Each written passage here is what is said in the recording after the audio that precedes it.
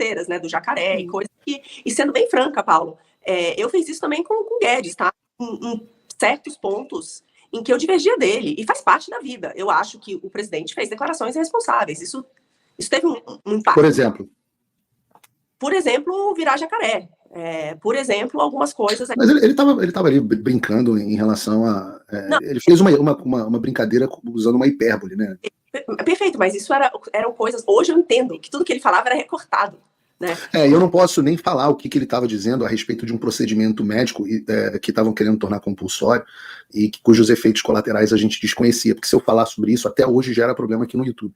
Então, mas é porque eu acho que muitas das coisas que atribuem como falas irresponsáveis do presidente Bolsonaro, na verdade foram falas descontextualizadas, por isso que eu quero recolocar essa pergunta para você da seguinte forma. Você falou, não, o presidente falou muitas frases irresponsáveis durante a pandemia. Hoje, sabendo o grau de manipulação da imprensa e esse recorte que você menciona, você acha que realmente essas frases foram irresponsáveis? Ou o presidente tinha razão? Paulo, eu mudei muito de cabeça quando teve aquele vazamento da reunião ministerial, que eu escutei inúmeras vezes. Escutei o que a imprensa dizia e o que tinha sido dito ali, né? Inclusive do Salles e de outras coisas. Então, claramente, tinha uma manipulação muito grande. E também me arrependo. Agora, é importante que seja dito, eu nunca fui numa manifestação pelo impeachment do Bolsonaro. Eu fui completamente contrária ao partido, né, quando se posicionou a favor do impeachment, quando o Amoedo ainda mandava dentro do partido. Fui muito vocal em relação a isso e deixei muito claro que eu sairia do partido. E não saí porque daquilo ali, vários mandatários, inclusive, Marcel Van Hatten, o pessoal que estava lá, Alexita, Adriana, e o pessoal que continua, fez de fato um levante, né, o próprio governador e um monte de gente, que acabou na questão do Amoedo e de uma mudança muito grande do partido. Então, em momento nenhum, porque alguns argumentos fosse uma convocação, né, ou o que quer que seja, ou algum alinhamento com o pessoal, imagina, né, eles são o que eu mais abomino, assim, talvez consiga abominar mais do que o PT. Eu percebi na postagem uma crítica, na verdade, ao pessoal e à irresponsabilidade do pessoal, mas a postagem também faz uma comparação à irresponsabilidade do pessoal com a irresponsabilidade do Bolsonaro. Por isso que eu queria entender, certo? Hoje você tem ciência de que muita coisa foi manipulada, mas olhando em retrospecto, você acha... Casa, tudo, né? Isso aí, agora, é uma coisa quando você está vivendo, né? Outra coisa é com benefício da perspectiva. Mas com benefício da perspectiva, então você acha que o Bolsonaro não foi irresponsável nas falas dele? Assim, tiveram algumas que ele podia ter segurado um pouco, sinceramente. Por exemplo? Mas eu acho que, no geral, não, ele é muito espontâneo. Hoje, Paulo, eu vejo de uma outra maneira, tá? Eu vejo que as pessoas, elas estão de saco cheio do politicamente correto. Eu não tinha essa visão antes, sabe? Eu não tinha uma visão do que é o politicamente correto, do que é a pauta, o que é o woke, o que é o progressismo, todas essas coisas que hoje para mim estão muito claras, sabe? Então não é algo que eu via e me soava estranho, né? Como algumas coisas. Mas hoje em dia eu vejo que é exatamente isso. Ele falava o que pensava. E isso tem um carisma imenso junto da população. Não é Só não ficou claro para mim se você considera que você falou assim, era irresponsável, mas agora está dizendo que é espontâneo. Eu só quero saber o seguinte, o presidente Bolsonaro teve falas irresponsáveis durante a pandemia? Eu ainda vejo que, assim, nada do que tem daquele tamanho do que se criou, sinceramente. Eu acho que não, nada se compara, entendeu? Ao que foi tornado isso. Mas foi um momento de muita dor para muita gente, sabe? Eu perdi entes queridos, Paulo. Teve muita coisa ali acontecendo. Então, enfim, foi um momento difícil, um momento muito complicado. Mas hoje eu vejo... Eu quero falar um pouco sobre o momento da pandemia em mais detalhes, a gente aprofunda esse tema. Eu queria trazer uma outra postagem sua, essa em 1º de março de 2022, ou seja, ano da eleição já, e a gente tem, naquele momento, a guerra da Ucrânia com a Rússia tinha acabado de eclodir, e o presidente Bolsonaro se manifestou pela neutralidade. Você fez o seguinte tweet, se não for um tweet fake, por favor, se for fake, me corrija. Já pensou se o Lula, como presidente do Brasil, aparecesse todo pimpão, visitando Putin alguns dias atrás, e agora defendesse a neutralidade em relação à invasão da Ucrânia? Inaceitável a posição do Bolsonaro nesse ataque à liberdade. Não defenda pessoas, defenda valores. Queria que você comentasse essa posição. Deles todos, eu diria que é o que eu menos me arrependo, porque eu tenho eu acho não, né? Putin é um ditador, mas eu entendo uma questão importante, que é o fato das relações do Brasil naquele momento e de outras coisas que podiam impactar aqui economicamente, de relevância, né? A mesma coisa vale com outros países também. Então, não teria escrito dessa forma. Agora, de fato, não tolerar esses ditadores todos é algo que eu me mantenho muito convicta, sabe? Mas você acha que o Brasil tinha que ter tomado posição pró-Ucrânia na guerra da Ucrânia? Mais difícil hoje com o que foi feito ali. Mas, de qualquer maneira, eu vejo que é um país que tem uma liberdade. Eu sempre vejo assim, a história da Ucrânia e tudo que aconteceu, enfim, as tentativas... Mas deixa eu reformular a questão. Não é a sua posição em relação à guerra da Ucrânia, é qual você acha que deveria ser a posição do presidente da República Federativa do Brasil durante uma guerra da Rússia com a Ucrânia? Talvez de isenção, né? Então o presidente Bolsonaro teve razão na postura dele. Acho que sim, mas ele foi lá, né? Então, é que nem, óbvio que hoje é muito, assim, não tem comparação com o que a gente está tendo hoje de alinhamento com todo o eixo do mal, né? Mas que a Rússia faz parte desse eixo, não tem dúvida, né? China, Rússia, Irã, e fora os regimes ditatoriais aqui na América Latina. Hoje eu tenho uma visão muito maior do que está acontecendo, né? Desde os ataques, o que está acontecendo em Israel, em toda... Inclusive, imagina, eu cobri o Brexit, e na época eu dizia que ia ter aquela separação. E eu comecei a entender o que eram essa tentativa de barreira migratória, algo que como economista para mim nunca fez muito sentido, entendeu? Mas eu comecei a entender as dores, né? E o que isso traz, o choque cultural e tudo que isso que leva. Mas hoje, com a perspectiva, não tem nem comparação, né? Do que é o governo Lula e do que ele defende, o alinhamento a um monte de time, com o que foi feito aí, sem dúvida.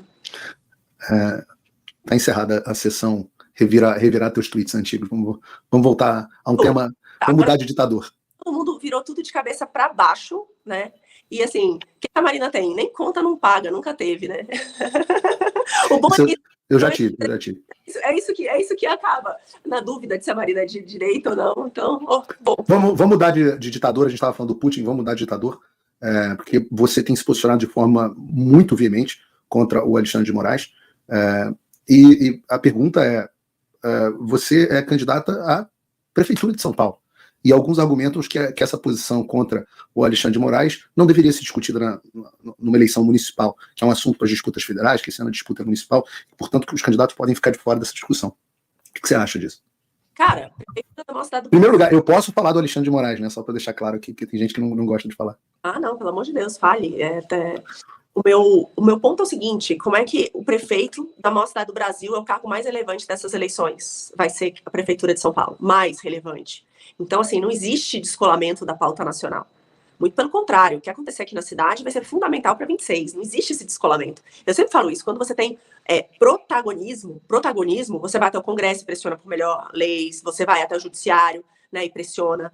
Você tem que ter, de fato, representar aquelas pessoas. Eu não consigo, eu vejo hoje, não tem nada, nenhuma pauta, nem tirar o Lula, Paulo, é mais importante do que a gente ter de volta um judiciário independente, porque isso está custando muito para a gente. Até o fato dele ter voltado para o poder, né? A gente vê aí o desmonte da Lava Jato, mas no caso do Alexandre de Moraes, eu vejo um fato ainda pior, que é a questão da censura.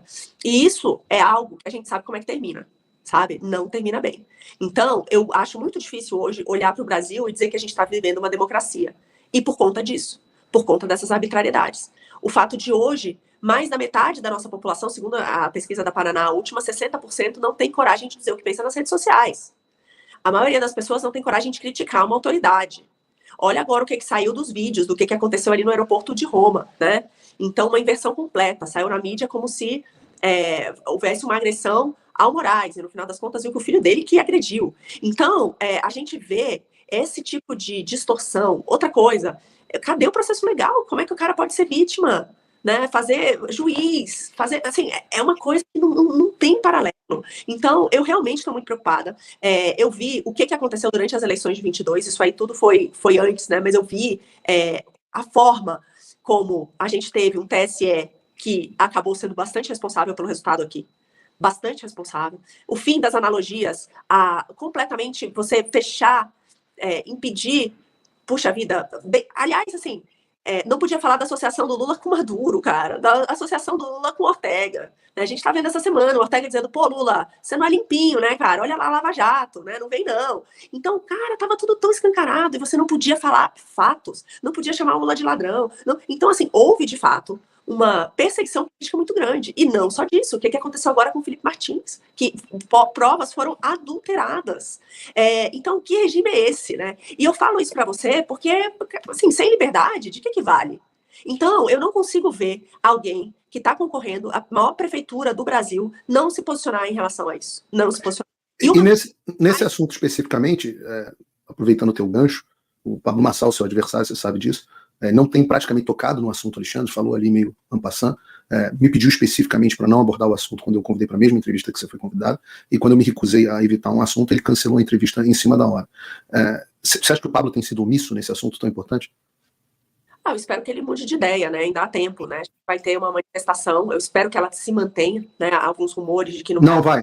Eu conversei para você saber, imediatamente antes de entrar no ar, eu conversei com o próprio presidente Bolsonaro, que confirmou que vai à manifestação, e inclusive me disse que, em primeira mão, para você saber, a primeira mão aqui para você também, mas ele me disse que o prefeito Ricardo Nunes quis ir à manifestação, pediu para ir à manifestação, e o presidente Bolsonaro falou, olha, da minha parte, sem problema nenhum, desde que todos os candidatos a prefeito possam subir no carro de som. Então, eu acho que vale para você também. Então, porque ele virou e falou assim, olha, até o Boulos, se quiser subir no carro de som, pode subir no carro de som. Mas foi isso que eu escrevi. Foi exatamente isso que eu falei. Gente, até a esquerda, nesse momento, se voltar a Folha de São Paulo, entendeu? A Folha que me brecou de todas, né? As minhas piores entrevistas foram com a UOL, entendeu? Essa turma de esquerda terrível. Tá ali, entendeu? Se eles virarem, ótimo, antes tarde do que nunca, sabe? Não tem nada mais importante do que conter os abusos do STF. E eu realmente acredito, e a gente precisa pressionar. O que está fazendo o Senado? Entendeu? O que é isso do Pacheco? Acho que essa semana foi muito relevante. A Carol Detoni está dando um espetáculo ali. Muito valente, muito valente. Valente. Puxa vida, o Marcel foi, inclusive, relator, né, de uma das PECs ali, para evitar as decisões monocráticas. Grande guerreiro, Marcel. Eles estão assim, eles estão fazendo um trabalho, é isso que eu falo, novo, dentro do Congresso, é muito alinhado com o PL. Você tem alguns dos melhores quadros, né? O senador Eduardo Girão é absolutamente uma das pessoas mais incríveis que eu já conheci na vida. E um homem de bem, do coração, do tamanho do mundo, assim. Impressionante. Então, eu vejo isso, sabe, Paulo, hoje tem um alinhamento ideológico. E, assim, o próprio Zema, que hoje é a nossa principal liderança, né? O Salles voltou, também uma liderança importante dentro do partido. E o próprio presidente do partido já deu declarações de que não importa, a direita tem que estar junto em 26. E eu vejo que é isso, sabe? Pra gente conter o que está acontecendo. Agora, independente disso, voltando. Hoje, a questão do judiciário é a mais relevante e ela tem que unir a todos. Eu acho isso fundamental. E eu até faço aqui um apelo. Não vai em ninguém, sabe? Não façam nada. A gente precisa acolher a todos que queiram ir na manifestação, né? Porque eu sei que muita gente da turma, apesar do Bolsonaro ter dito o apoio ao Nunes, isso nunca desceu. Eu também não acredito que o prefeito representa a direita, não engulo isso de forma alguma. Só ver o meu posicionamento em relação a ele nas minhas redes, no debate, né? Eu tive que eu pude participar com ele no único debate. Então, não acredito, acho que ele é o retrato do Centrão, mas não importa, a gente tem que estar junto nessa toada. E, gente, isso é muito importante, né? A prefeitura da maior cidade do Brasil tem um poder nacional muito grande, muito grande. E por que você acha que o Marçal está se omitindo sobre esse tema? Eu tenho uma curiosidade, eu queria até saber se você conhece ele, porque tem quem diga que ele é um impostor, um picareta, um oportunista, aproveitador, e eu confesso que ele tem dado muita pinta disso mesmo, mas tem quem diga também que ele é um personagem transformador, um dos grandes nomes da direita. Não sei se você o conhece, o que você acha dele? Eu tive com o Marçal pessoalmente uma vez apenas. Ele me convidou para o programa dele, né, aquele Marçal Talks, e ele me convidou para ir até lá, e eu fui. Foi até, acho que, não sei se um pouco antes, ou logo que ele anunciou a candidatura dele, mas foi assim, sabe, bem no início. Foi a única vez que eu estive presencialmente com o Marçal. Fora isso, a gente já trocou algumas ligações, mas coisas assim, muito rápidas, uma vez porque ele teve um problema com a família e precisou mudar um horário de uma sabatina, sabe? Foi as nossas interlocuções, assim. Então, eu não sei avaliar. Ele diz, né, que eu sou mais preparada para administrar a nossa cidade, no que eu concordo. Mas a gente sabe também que aí tem um jogo, né, de dizer, olha, tá, mas ela não tem chance, então, né, então acho que tem um lado ali, ele não tem o que dizer contra mim, gente, é isso, assim, o que as pessoas podem, diferente do Nunes, diferente de qualquer outro, o que as pessoas podem pegar comigo em relação a isso, é isso aí que você mostrou, e só. E por que você acha, então, que o eleitor de São Paulo deve votar em você e não votar no Marçal, por exemplo? Paulo, pelo meu histórico, de tudo que eu trago, né, eu acho que em toda a minha carreira e tudo que eu apresento mesmo, poxa, eu vejo essa parte toda de políticas públicas porque não é simples, né, há mais de 20 anos, né, seja no setor privado, setor público, no terceiro setor. A outra coisa é que eu venho com um time. A gente já teve o Novo, onde teve a chance de se mostrar no executivo, foi muito bem sucedido. O governador Zema, bem ou mal, pegou um estado absolutamente quebrado pelo governo do PT e reduziu a criminalidade pela metade, é um dos estados mais seguros. A gente viu agora as notas no Enem muito boas, ele começou a implementar um modelo parecido de educação na maior periferia, que foi o melhor aumento que você teve, o de IDEB, então, que é essa administração de escolas particulares da rede pública. Algumas coisas que, assim, eu vejo, e um estado completamente quebrado, sabe? E foi reeleito no... Mas esse é um bom gancho, Marina, porque se você pegar o coordenador de programa de governo do Marçal, que é um sujeito que eu admiro muito, que me dou muito bem, gosto muito dele, acho uma pessoa muito do bem, que é o Felipe Sabarai. Você foi justamente vice dele na última campanha à Prefeitura de São Paulo, né? O Amoedo, se não me engano, acabou derrubando a candidatura de vocês. E aí, eu me pergunto... Perdão, não te ouvi? Aliás, responsável pelo plano de governo naquela época, né? Quem? Você foi responsável pelo programa de governo da campanha do Sabará? Sim.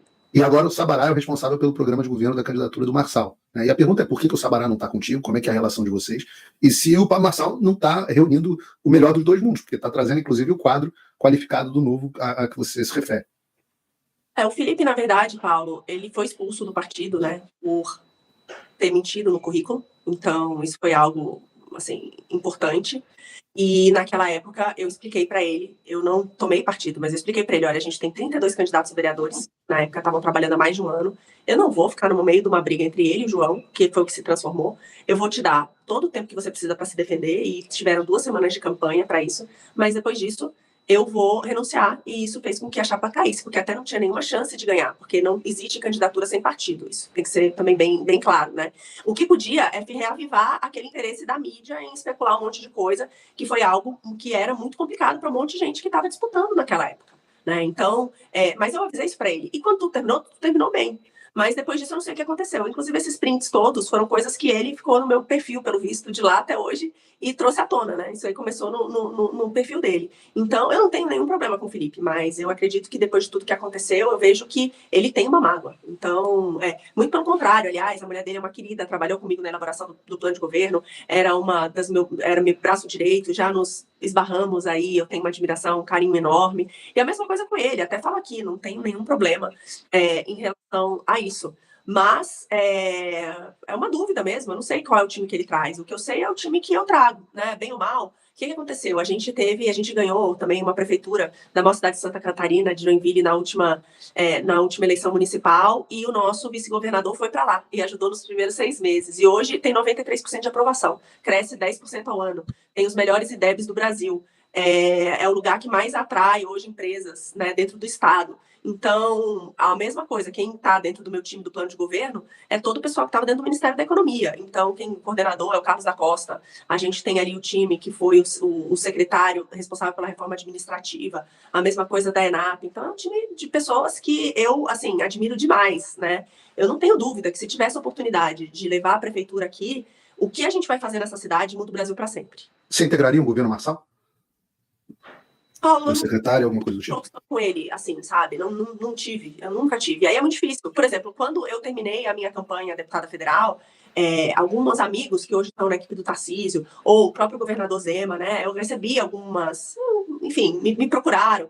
O próprio, aliás, Nunes, né? Um outro pessoa em comum foi convidado uma vez para integrar a prefeitura aqui e me perguntou se eu teria interesse. E eu falei que o meu lugar era na política, porque eu acho que é onde mais falta gente competente, sinceramente, assim, sabe?